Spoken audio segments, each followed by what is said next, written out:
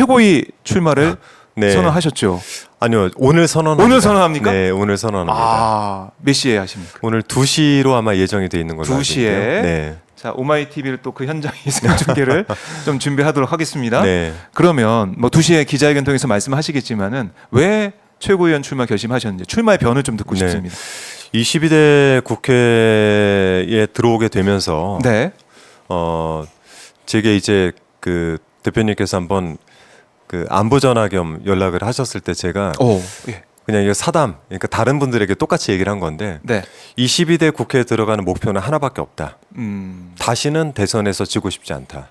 네. 이게 제 목표입니다. 아. 뭐 이제 3선, 4선 이런 거는 머릿속에 있질 않고 제가 21대 대선 후보의 수행실장을 하면서 네. 마지막 날 그 표가 역전되던 그 상황들, 그때가 이제 대선 후보가 만일 당선이 되면은 네. 이제 수행실장 입장에서는 경호 인력들 교체를 해줘야 되고요. 청와대 쪽으로 교체를 경찰 인력에서 경호 예. 측을 청와대로 이제 이관을 해줘야 되고, 음. 그리고 이제 수락연설을 진행을 해줘야 되는데 네. 그 준비를 하던 과정 중에 갑자기 역전되면서 정말 온몸에 식은땀이 나고 했던 기억이 납니다. 네. 그리고 새벽에 이제 대선 후보였던 이재명 후보를 만났는데 그때 정말 뭐랄까요, 이 감정이 지금도 남아 있어요. 다시는 지고 싶지 않다. 그럼 네. 제가 할 수 있는 역할이 무엇일까? 물론 당직을 또 맡아서 일을 할 수도 있고요. 네. 후방에서 지원을 하는 방식이 있고, 또 하나는 전면 공격수로 서야 되는데 저는 이제 성격상 후방 공격수를 지금까지 많이 해왔어요. 네. 네. 근데 전방에 잘 서질 않았죠. 전방에 섰던 때는 딱 10년. 네. 2007년 겨울부터 시작해서 2017년까지입니다. 근데 그렇죠. 그때는 제가 나서야 되겠다라는 생각이 들었었는데 지금이 언론 개혁 문제나 이채양 명주 중에서 제가 서울 양평 가는 고속도로 문제, 네. 네. 이런 것들을 중심으로 해서 당내에서 목소리를 조금 더 높이며 이 부분에 대해서 목소리를 높여 싸워나가야 되겠다라는 네. 생각을 했고, 여기에 대해서 여러 선배님들과 좀 의논을 한 결과 이 부분이 그래도 제가 당에서 잘할 수 있는 일이다라는 결론을 내게 됐습니다. 아, 이게 최전방 공격수로 나서겠다 이런 포부를 밝히신 것 같은데. 네. 자, 근데 이제 한준호 의원님 캐릭터 네. 많이 봐왔던 의정활동하면서 봐왔던 모습은 신사 그리고 네네. 좀 조곤조곤하게 따지는 그런 네네. 느낌. 그래서 공격수 느낌이 안 든다 이런 얘기도 일각에서 나올 것도 같아요. 거기에 그럴 수 대해서 있습니다. 어떻게 반박하시겠습니까? 뭐 제가 논리적인 거는 네. 뭐 공격에는 여러 가지 방법도 있지만 제가 이제 MBC에 있을 때 네. 노조 집행부의 모습은 아무도 본 적이 없죠. 음. 네, 실은 이제 거의 그 모습들이 좀 제가 잘 비치지 않는 모습이기도 해요.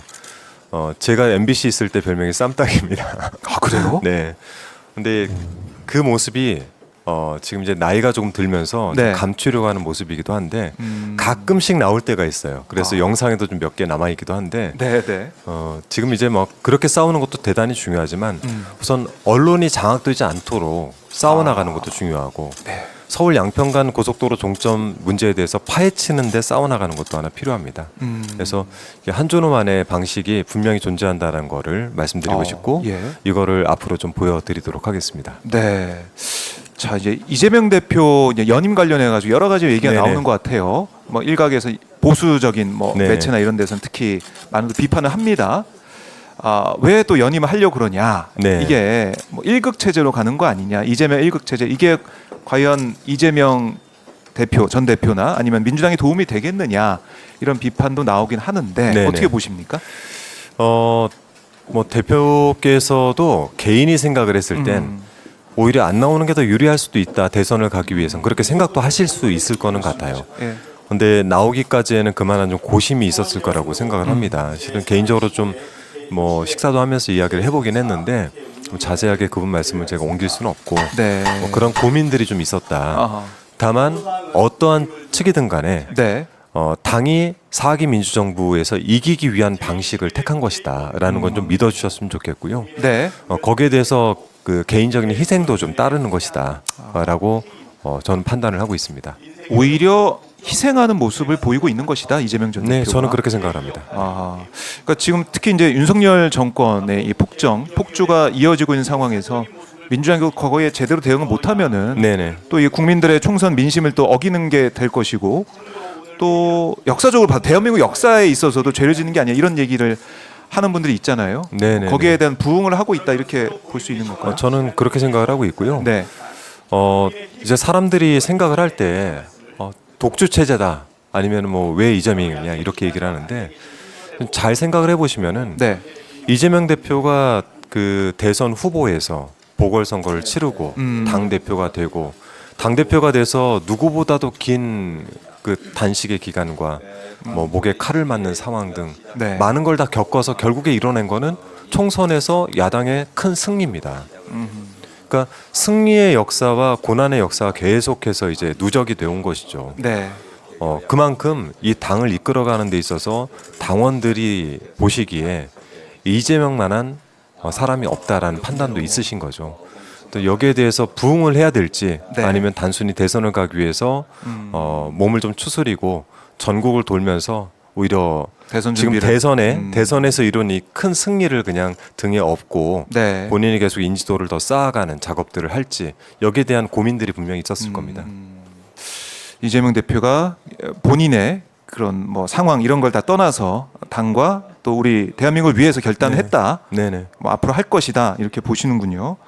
알겠습니다. 근데 아까 대선 때 말씀하시니까 대선 때 현장에서 뵀던 그때 기억이 막 떠올라가지고 네. 고생 진짜 많이 하셨잖아요 그때. 그때 130일을 뛰었는데 저는 마지막 순간이 좀 기억이 나요. 그 이제 11시 59분 끝나야 되잖아요. 네, 맞아요. 선거운동이. 선거운동. 그 마지막 장소가 홍대였습니다. 버스킹 장소였고 많은 구름 같은 인파 속에서 그 버스킹 하는 계단에 갑자기 한 20분 남겨놓고 앉으시는 거예요. 네.